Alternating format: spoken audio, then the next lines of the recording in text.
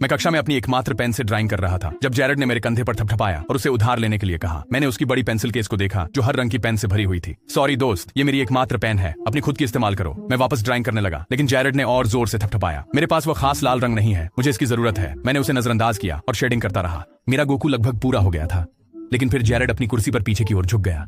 जैसे ही टीचर वापस आएंगी मैं उन्हें बताऊंगा कि तुम शेयर नहीं कर रहे हो।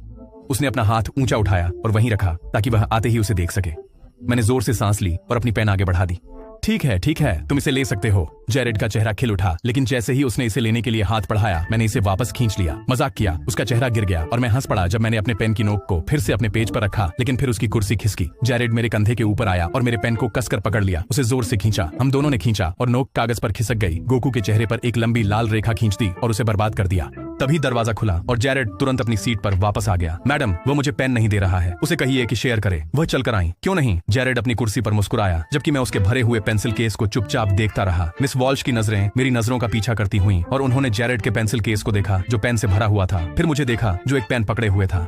मुझे यह स्पष्ट करने दो। वह जैरेड की ओर मुड़ी। तुम्हारे पास हर संभव पेन है और तुम उसका एकमात्र पेन लेना चाहते हो। उसने अपना सिर हिलाया। मैं आमतौर पर छात्रों के बारे में ऐसा नहीं कहती, लेकिन तुम शायद सबसे बिगड़े और भ्रमित बच्चे हो जिसे मैंने कभी देखा है। तुम्हें उसका पेन नहीं मिलेगा। जैसे ही वह चली गई उसका पूरा चेहरा उतर गया। मैं वापस मुड़ा और ड्राइंग करने लगा।